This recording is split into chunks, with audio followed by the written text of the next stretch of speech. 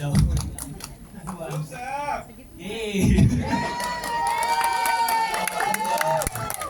Thank you, sino panalo Pure Gold, Derek Chris, thank you po sa jury, thank you po for the trust. Ano ba? Last film ko 2018 pa, so ano ba, 7 years, 8 years, so long time. Yung 7 years na yun, hindi yun, nagpahinga lang ako, nag-rest, nagbakasyon. Like 7 years na continuous na push, try talaga to make a film. Tapos finally, yay! Thank you.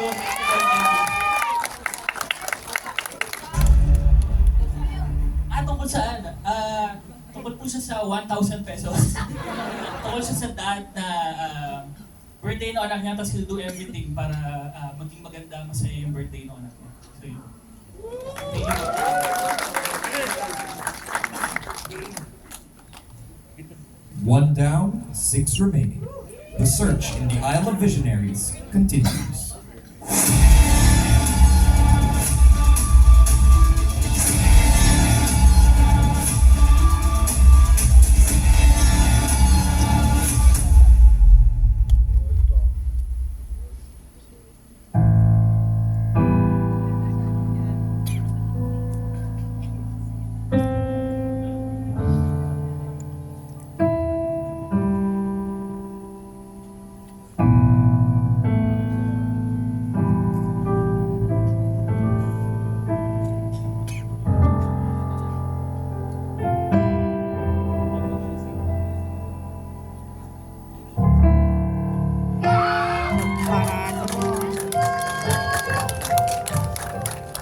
Congratulations, Mono no Aware by Direct BC Amparado.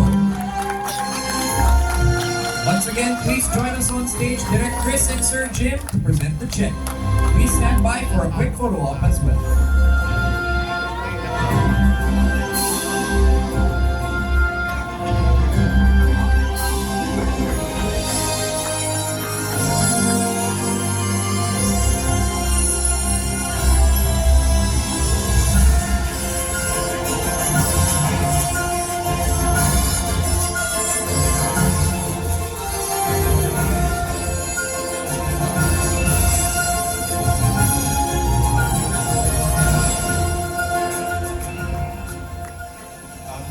First of all, thank you po Pure Gold Cine Panalo, Direct Chris sa Selection Committee.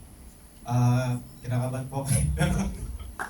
Maraming salamat po for the opportunity dahil magkakaroon ako ng chance na ilabas yung aming story na simpleng-simple lang naman. So, thank you po Pure Gold.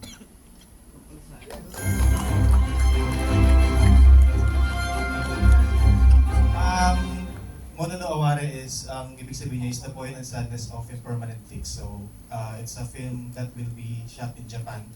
So, kaya ganun yung visual kay Elora kanina kasi yung character ko is a lonely death cleaner, OFW sa Japan. So, it's a story about life and death. Parang.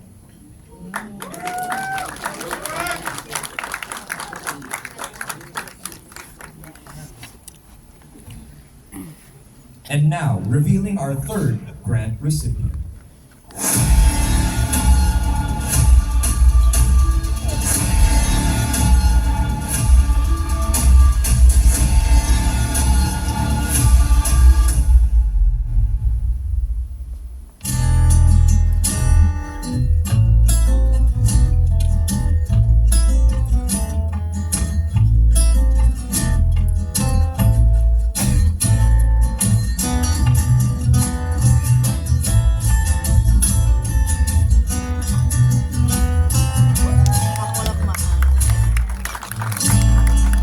Congratulations, Apple of My Eye by Direct Fok Nazareno. To present the check, may we have Direct Chris and Sir Jim back on stage, please. Thank you. Please remain on stage for a quick photo op as well.